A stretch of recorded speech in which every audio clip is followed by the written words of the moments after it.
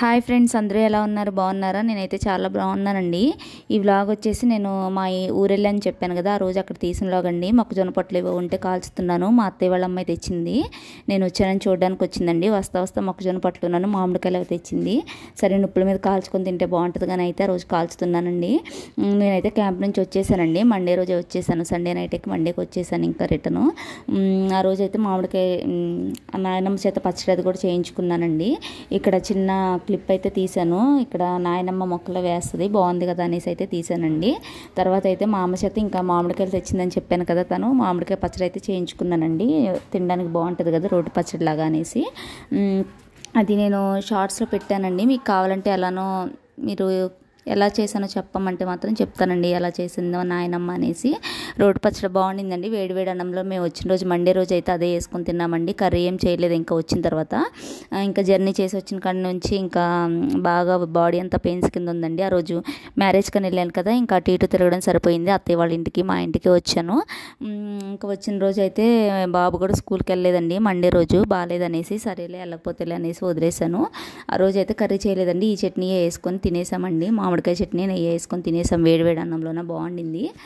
అలాగే వస్తా ఊరు నుంచి కూడా కొన్ని వస్తువులు అయితే తెచ్చుకున్నానండి. మా నాయనమ్మ ఇచ్చింది, అమ్మ వాళ్ళు పంపించినవి అన్నీ ఉంటే అవి తెచ్చుకున్నానండి. అవి ఏం తెచ్చుకున్నాను చూపిస్తాను మీకు. ఇంకా ఇవి నిమ్మకాయలు, ఆనపకాయ, ఇంకా చట్నీలు పెట్టిందండి నాయనమ్మ. చట్నీలు అవి తెచ్చుకున్నాను, తోటకూర అలాంటివన్నీ, పచ్చిమిర్చి అవి. అమ్మ అయితే పెరుగు కూడా ఇచ్చి పంపించిందండి. వెళ్ళిన తర్వాత ఇబ్బంది అవుతుంది, పెరుగు వేసుకొని తినవచ్చులే అనేసి పెరుగు అది ఇచ్చి పంపించింది.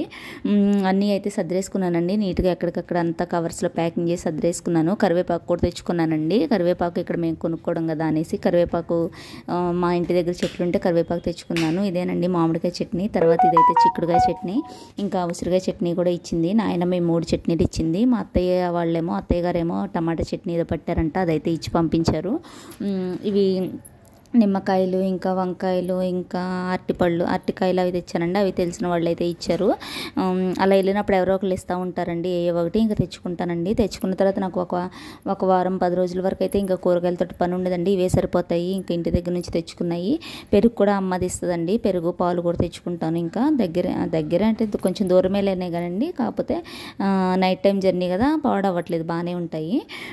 ఇవి చిక్కుడుకాయలండి. చిక్కుడుకాయలు అయితే కొన్ని పాడైనట్టున్నాయి, కొన్ని అవి తీసేయాలండి.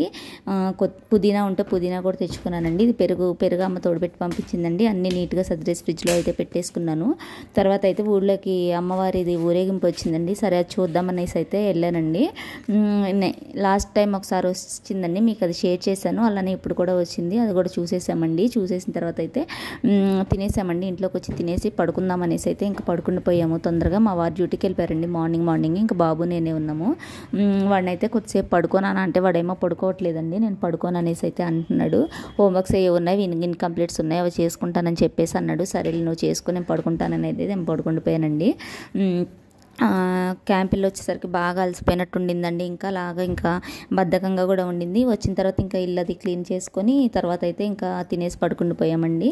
ఇంకా ఈవినింగ్ టైం ఏదన్నా కర్రీ ఏదైనా చేసుకోవచ్చులే అనేసి అయితే కర్రీ కూడా చేయలేదు. చూసారా ఇక్కడ ఊరేగింపు అయితే ఎంత బాగా జరుగుతుందో అమ్మవారిది. అందరూ నీళ్ళు అవి పోస్తున్నారండి, పసుపు నీళ్ళు, కుంకుమ అవన్నీ వేసి అయితే మొక్కుతున్నారు. నేనైతే కిందకి వెళ్ళలేదండి, ఇంకా వెళ్ళలేకపోయాను. ఇంకా అది కూడా చూసేసి వచ్చిన తర్వాత అయితే నేను ఇంకైతే పడుకుండిపోయానండి. బాబు అలా రాసుకుంటూ కూర్చున్నాడు. సరే సాయంత్రం ట్యూషన్కి వెళ్ళి అక్కడ రాసుకుంది కానీ అంటే ఏం లేదు, సరే రాసుకుంటే రాసుకో అని చెప్పేసి ఉన్నాను.